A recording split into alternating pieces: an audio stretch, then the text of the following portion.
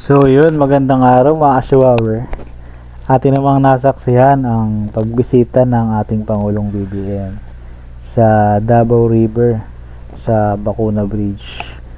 Ito'y kanyang pinasimula noong 2023 at ngayon natapos na 2025. 2 taon tinrabaho at nakalagay din ito sa kontrata. Talaga namang nasunod ang kasunduan nila ng China. Kasunduan nila sa kontrata, kasunduan nila sa pinagkasunduan nila. Di ba mga ka-Chihuahua? Pero ang nagsasabi daw nito guys, ang mga Duterte supporters, di ba? Sinasabi nilang galing daw kay PRRD itong plano nito, na si dating Pangulong Duterte daw ang una nagpasimula nito. Hindi yan totoo guys, dahil meron tayong nasagap na balita na panahon pa pala ni Pinoy itong proyekto na ito. Si Pinoy pala ang unang nakaisip nito, diba? Kaso nga lang, hindi rin siya napatupad, hindi rin siya nagawa. Kasi nga, naisip lang, naiplano lang. Tapos ngayon, pagdating naman ni Duterte, ang kanyang panunungkulan sa bansa natin, siya ang unang nagsabi na ipapatayo niya ito, kaya niya agad kinausap ang mga Chinese contractor na gawin itong tulay. Ngayon, nakapagkasundo sila at hindi sila nagkaroon ng magandang kasunduan. Hindi sila nagkasundo, hindi natuloy, hindi nagawa. Kasi nga, ayaw magpalamang ng dating Pangulong Duterte. Dahil, ang gusto ng China is, yung pondo is mapupunta sa kanila.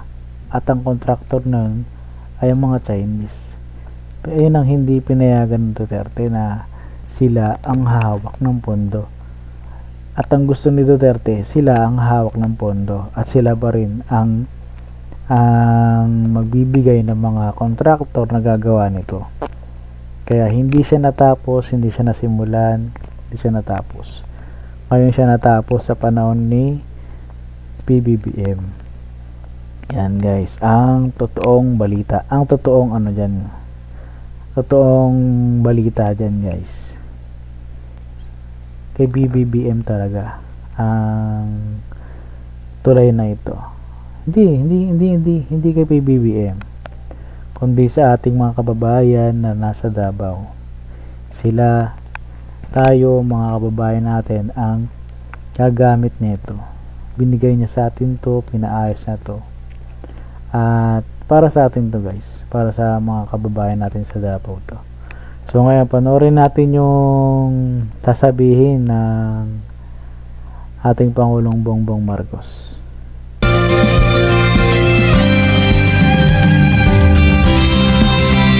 Andito ngayon tayo sa Bacuna Bridge. It's a 1.3 kilometer bridge.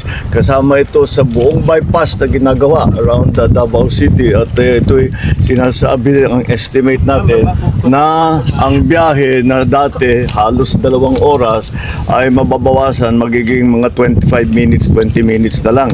Kaya't malaking ginhawa, lalong-lalo na ay ngayon na magpapasko tayo. We will open the bridge on the 15th, December 15 gagawin na.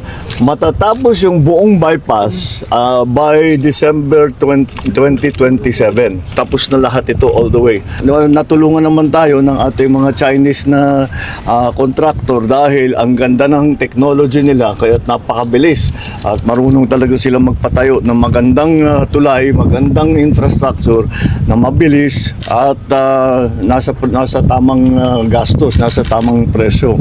So this is one of the 4 major projects that legacy projects that we will be finishing in Davao and its environs. I'm congratulating the DPWH for their good attention to this matter, and lahat ng nagtrabaho rito, congratulations. Diba guys?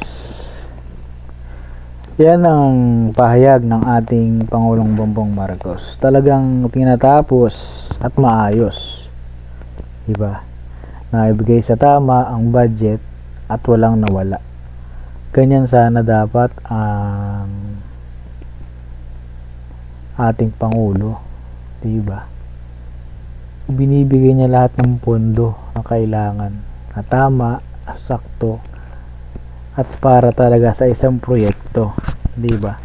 Natatapos ng mismong date na maayos, matibay. Diba? Ayan na siya guys. Magagamit na siya ng ating mga kababayan. Diba? Hindi pa siya totally tapos pero pwede na siyang daanan, diba guys? In this balita ko, mga this December 15 is bubuksan na to. Diba? Kaya maraming salamat sa ating Pangulong BBM na patuloy niyang paglilingkod sa ating bayan at pagkatrabaho sa likod ng mga pambabatikos at paninira sa kanya. Patuloy pa rin siya nagtatrabaho at naglilingkod sa ating bayan para ipakita sa atin ang bagong Pilipinas na kanyang gustong gawin sa ating bansa. Kayo guys, kayong mga Kashiwawer, ano sa palagay ninyo? Sino nga ba ang totoong nagpatayo at nag-ayos nito? At pa-comment nyo na rin sa ating